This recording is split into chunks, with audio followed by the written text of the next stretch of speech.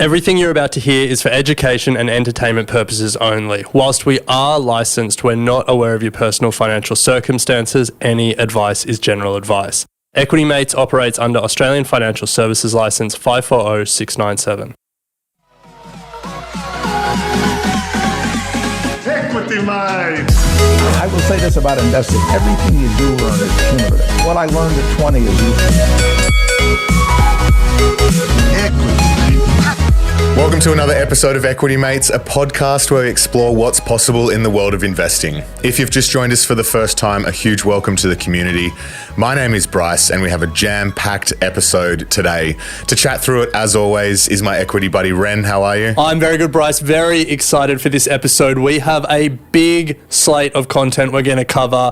The best performing super funds of the financial year has just dropped. Yep. We're going to go through them all and compare how we did to them. Yes. Our own very own compare the pair, if you will. Yeah, nice.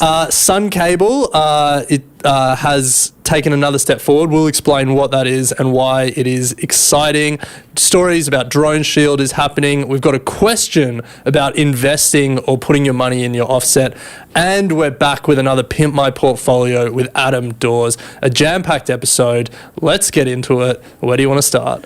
Well, let's start with news and markets. So this week, the best performing super funds for the financial year 2024 were released.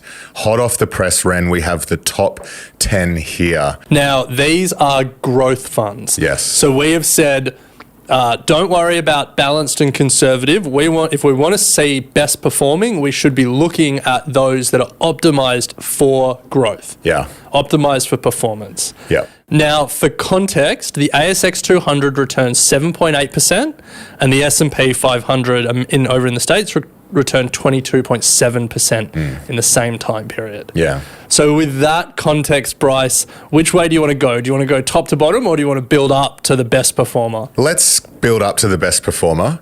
Let's start with the median. Nice. Which was pretty impressive. So the median for all super funds surveyed in the growth category was 9.1%.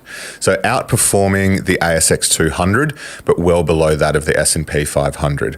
So not bad. You would take that over a 20-year period. Yeah. Well, I mean, to be fair, you can't compare it to the S&P 500 when they're benchmarked against the ASX. I don't subscribe to that view, but sure. If the super funds should just True. It's an make option. me money. It's an option that you have to invest in if you weren't in that super fund. Yeah.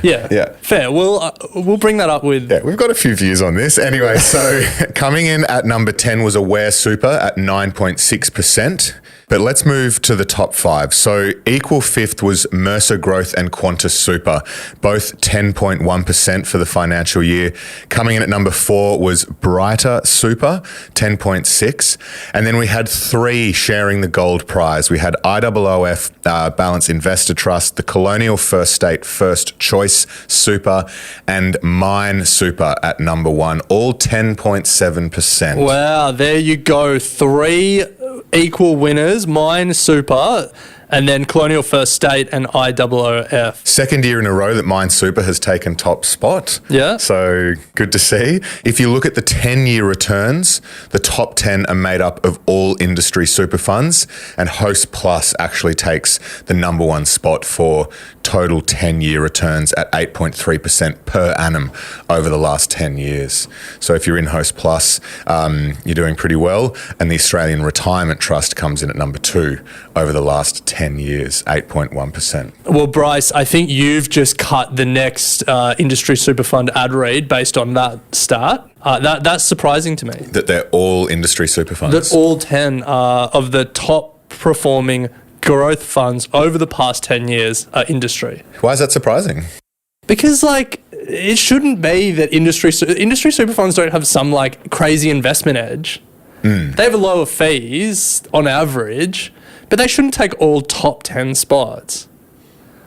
I guess so. Are you not surprised by that? Not there is no reason that an industry super fund should have this level of outperformance across across the category, you know? Yeah, I understand what you're saying. I have no reason for it. Especially because a lot of the industry super funds are bigger, and in general, bigger funds find it harder to continue their outperformance. Well, it'll be interesting to see the next 5 years if that holds, because there's definitely some in this year's top 10 that are not super funds that have performed. That are not industry super That are not funds. industry super funds. And some of those industry super funds aren't in this year's top 10. Yes. So riddle me that. Yeah. I guess the two arguments around why they all are industry super funds in the top 10 are, first of all, it just reinforces what we say about fees. Yeah. Like, fees matter, Yeah. especially when a lot of these funds kind of track or hug the index. The difference in fees make a big difference.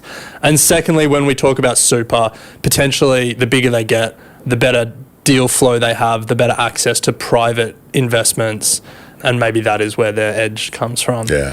But look, my final takeaway, Bryce, all of these super funds have done very well. None of them have done well as VDHG. That's correct. So we had a look. If you were to just take your super fund and invest it in Vanguard Diversified High Growth Index, through a number of platforms that allow you to do that, it has returned just shy of 13% over the last 12 months, so over that same time period. So, and that's not a Vanguard special thing. I'm sure if you looked at BetaShares, DHHF, any of those like globally diversified one ETF funds, they would have done well. So take of that what you will. Let's keep moving. That's right. We'll unpack more on that.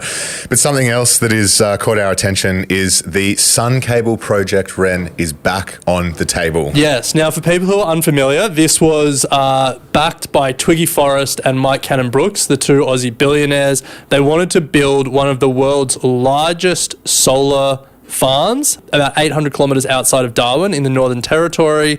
I think it was 10 gigawatts and like 12,000 hectares of solar panels.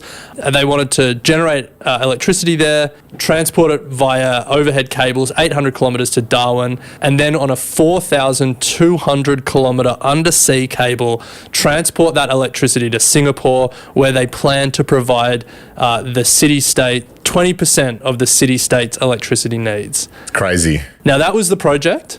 Mike Cannon-Brookes and Twiggy had a bit of a falling out, and the project actually went into receivership, I think last year, 2023. Twiggy wanted to keep the electricity onshore and convert it into hydrogen as part of his hydrogen plans. Cannon-Brookes wanted the original plan to go ahead. It kind of felt like the project had died. So we were all very surprised to see yesterday when the project in its original form to transport the electricity to Singapore got environmental approval. And apparently it's on track for 2027 still. Crazy.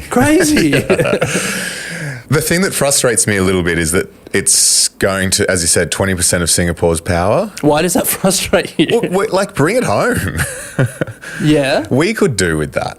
I think, let's not get too far into this rabbit hole, but poles and wires become very fraught in terms of how you build renewable projects, how you connect it to the grid in Australia and stuff like that. And potentially it's easier to build a 4,200 kilometre undersea cable than it is to deal with Australia.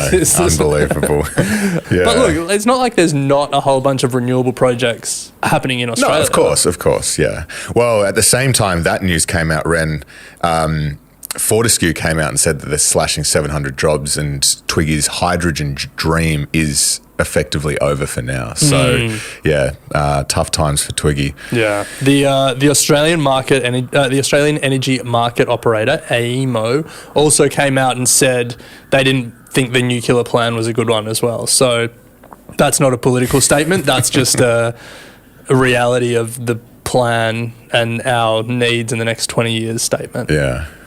Anyway, final thing, just to touch on the news of Drone Shield. It fell 30% in a day, recovered a little bit, was down 20% in one day. Then the next day it fell about 20% again. So we should touch on it because a lot of people have invested in Drone Shield. A lot of people have enjoyed the ride. It was up over 400% year to date, even after the fall. Nothing fundamentally changed about Drone Shield. There was a couple of short sellers who came out publicly and a couple of news articles that were written about it being overvalued, which, cool. is fair. Yeah. it certainly looks expensive. Yeah. But it's growing. So if you're invested in Drone Shield, if you're watching Drone Shield, nothing fundamentally changed. It's just market sentiment. I have no idea where it goes from here. People will take the opportunity to buy in. Yeah. Anyway, that's news and views. Let's move on.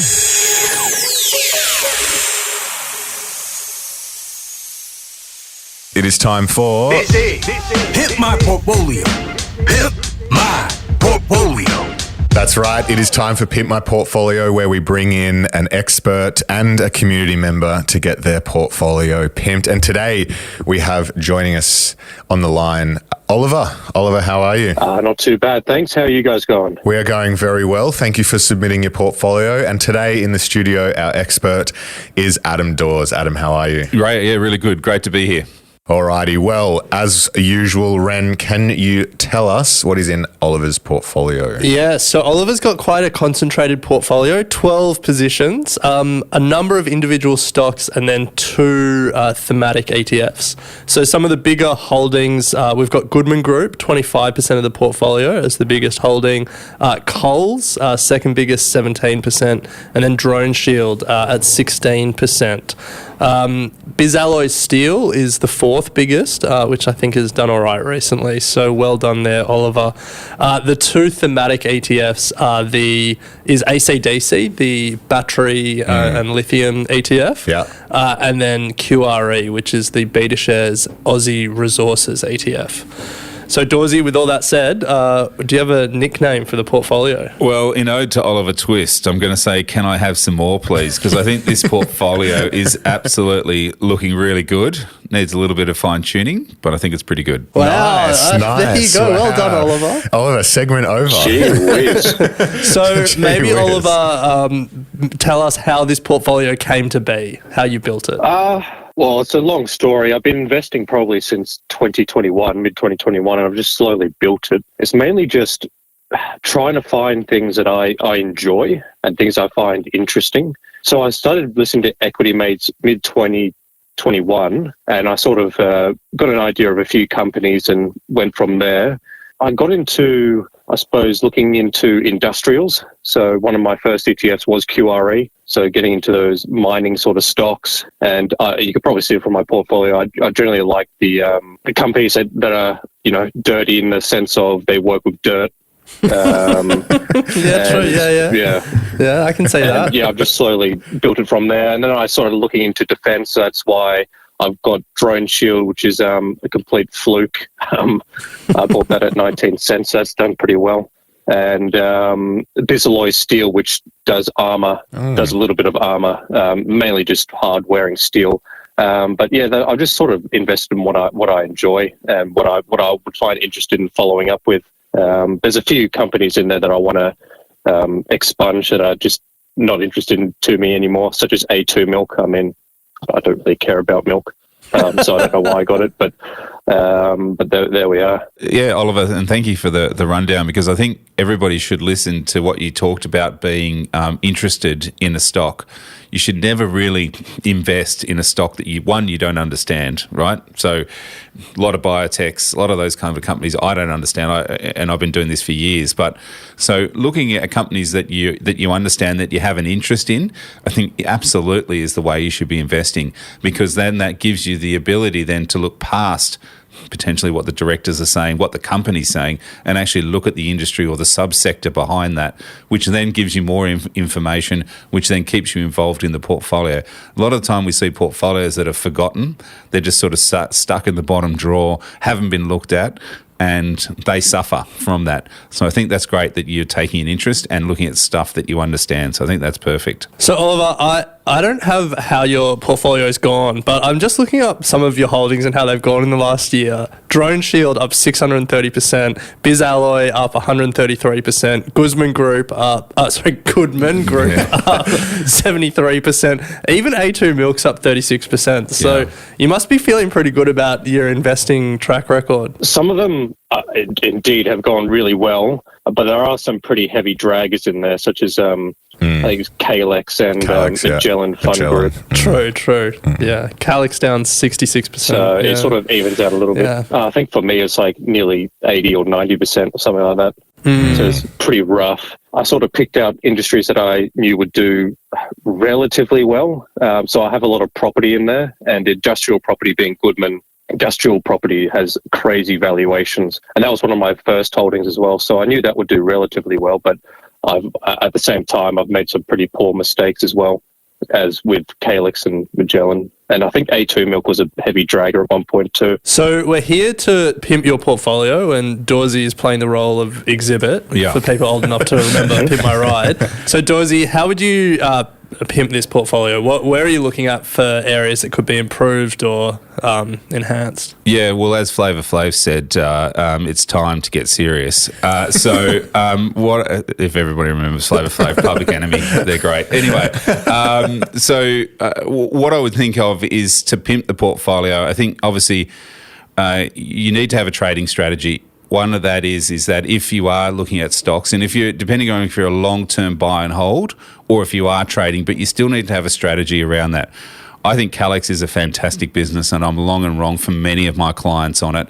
I still think that one's going to go well, but however, if you got that trading strategy that, you run a stop loss on your portfolio, or run, if it's down 20%, get rid of it, those kinds of things. If it's up 50%, sell some, that kind of thing. So having a bit of a trading strategy around that so you don't get caught in a Magellan style downtrend and holding on, thinking things were going to get better. And Calyx as well, it's been a tough one for investors. In saying that, you don't have any international, really the Global X ETF. And you could argue that some of those stocks like Drone Shield is more of an international, Paladin is an international one. But I'd look for some international ETFs to broaden out that performance.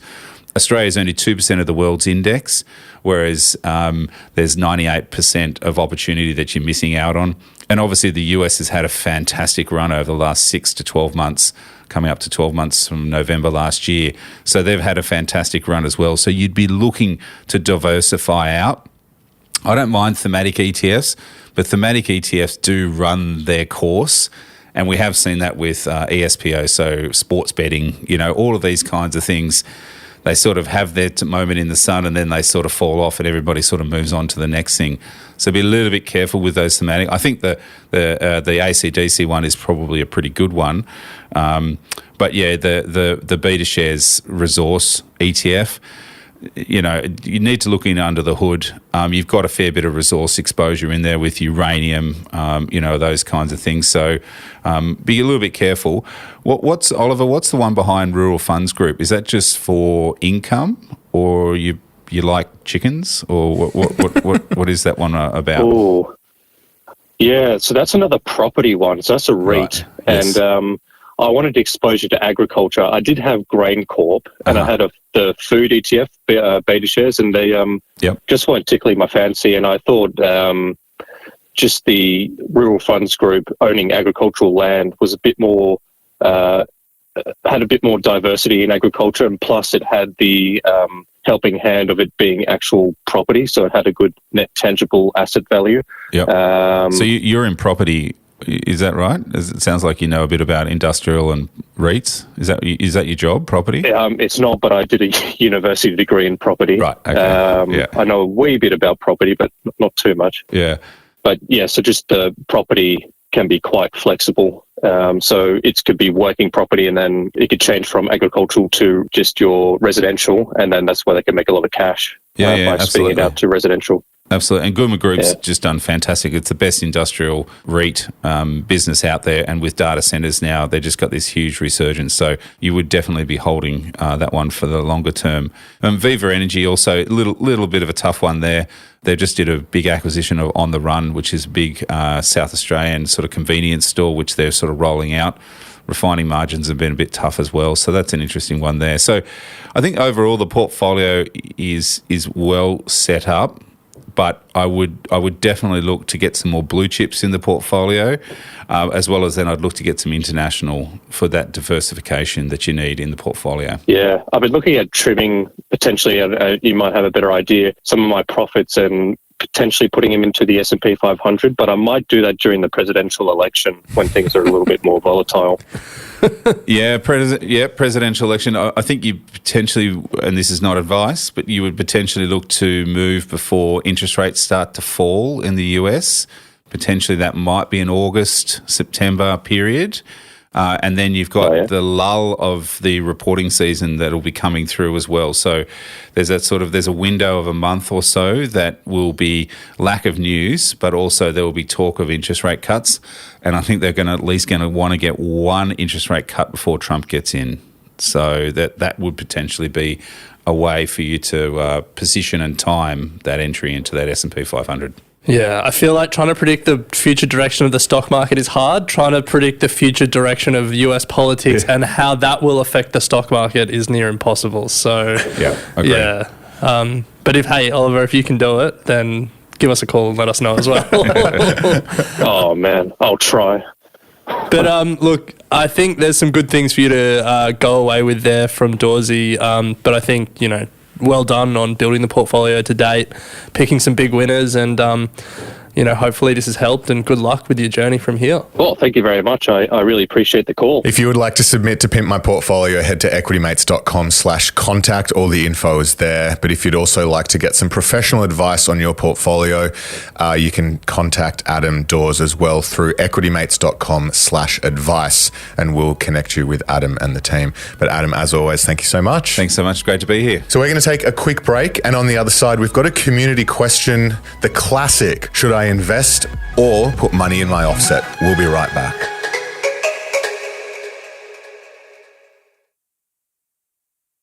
Welcome back to Equity Mates. We've just covered news for this week as well as a Pimp My Portfolio session with Adam Dawes. But Ren, it is time for... Let's ask the community. Equity Mates. Hey, Equity Mates. I just had a question. Hey, Bryce, I've got a question. Answered. Now, the question today comes from Ben. He has recorded it as a voice message. If you want to ask your question, would love it if you could record it as well. If you go to our website, equitymates.com/contact, there's an option to record it there. Hi, Equity Mates. My name's Ben. I'm a big fan of the show and would love to hear your thoughts on my current predicament. My partner and I, similar to yourselves, became first home owners last year. Congrats. Currently, we have a $700,000 mortgage at 6.2%, and I'm faced with a dilemma. I can place all of my funds into the offset account to reduce the interest on our mortgage for technically a guaranteed ROI of 6.2%. Alternatively, I can invest those funds into something safe like an index fund in hopes of achieving a higher return. I'd also like to contribute more to my super, especially after listening to your recent podcasts, but I'm conscious that every dollar taken out of my offset account results in more interest being applied to our mortgage. So I'm wondering, is this something that you've had to consider? And how have you guys navigated this dilemma? Thanks for your insights. So Ben, thank you for your question, and it is certainly something that we have considered, and it's something that everyone considers in their own way. For people that have a mortgage, I guess they have three options broadly. They can invest it inside of super, they can invest it outside of super, or they can put it in their offset. But also, for people that don't have a mortgage, you still have the choice of investing inside of super or outside of super.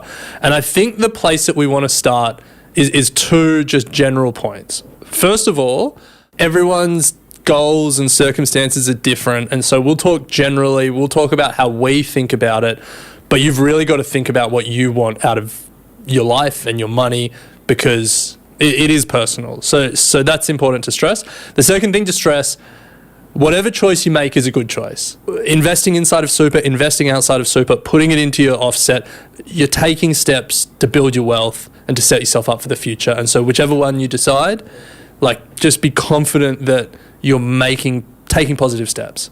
Because a lot of people get torn up about, am I making the right choice? But just know that by doing any of those things, you're doing well.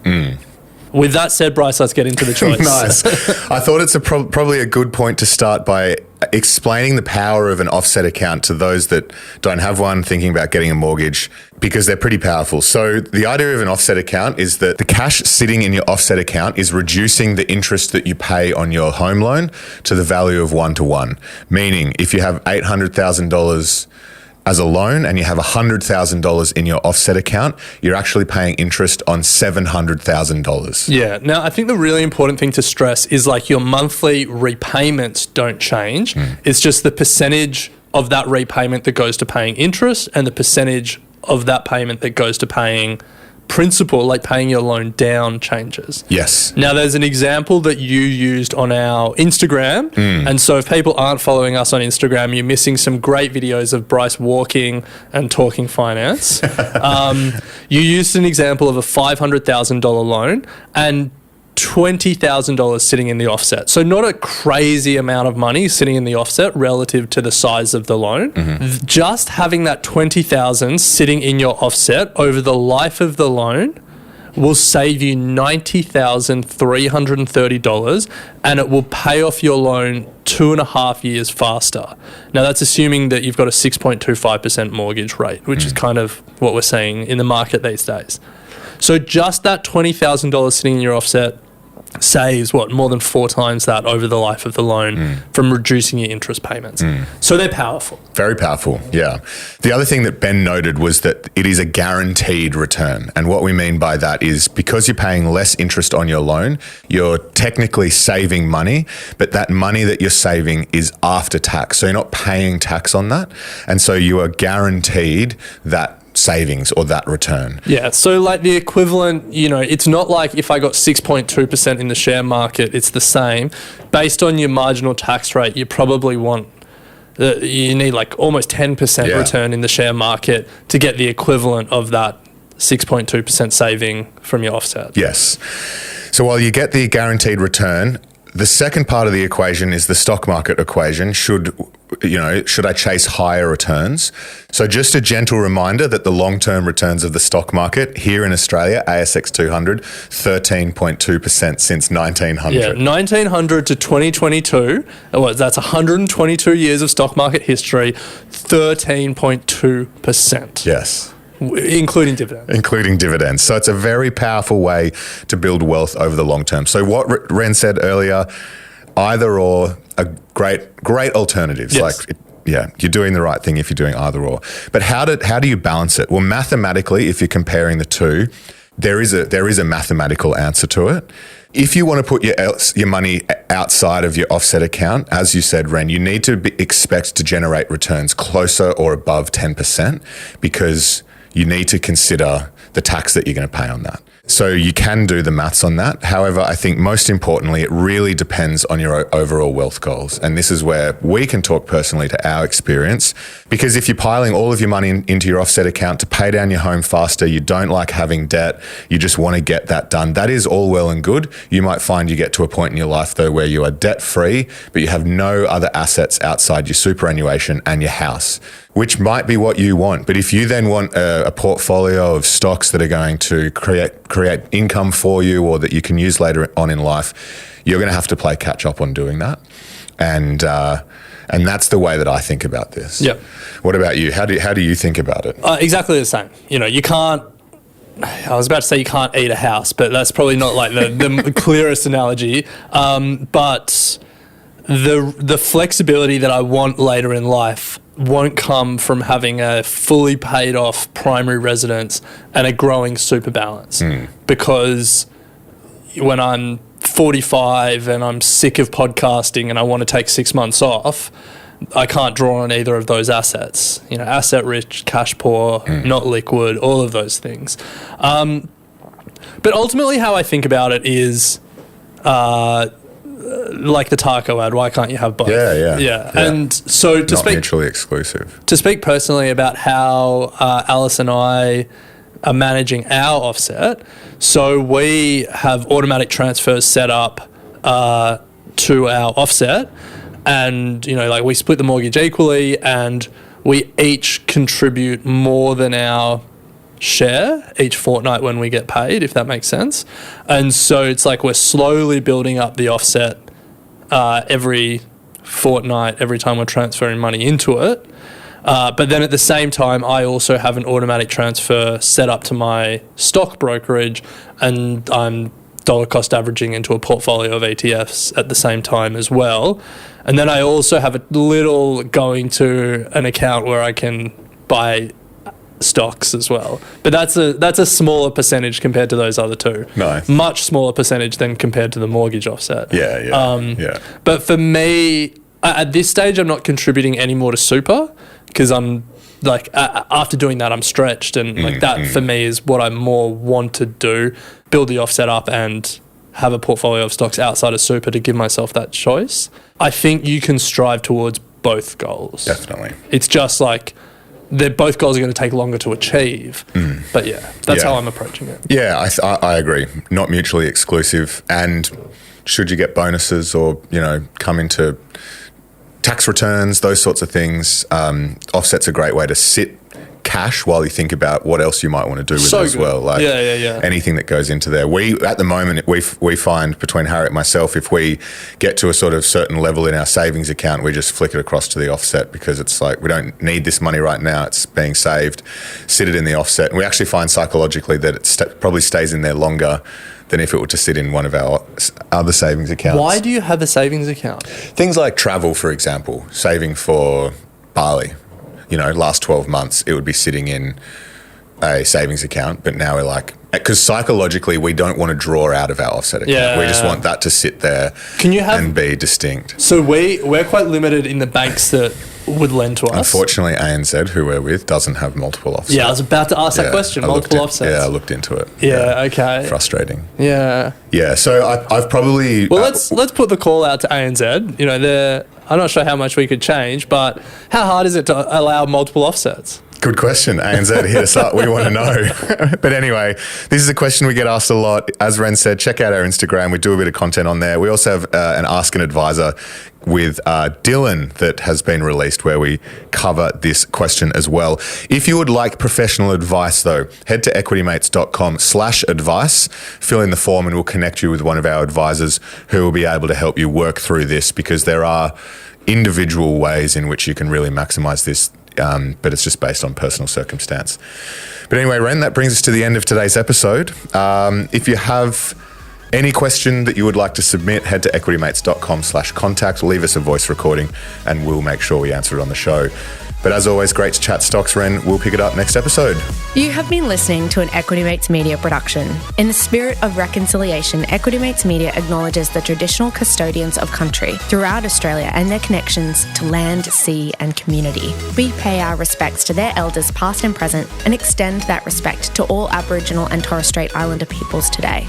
This podcast is intended for education and entertainment purposes. Any advice is general advice only and has not taken into account your personal financial circumstances, needs, or objectives. Before acting on general advice, you should consider if it is relevant to your needs and read the relevant product disclosure statement. And if you're unsure, please speak to a financial professional. The hosts of this podcast and their guests may have positions in the companies mentioned. Equity Mates Media operates under an Australian Financial Services Licence 540697.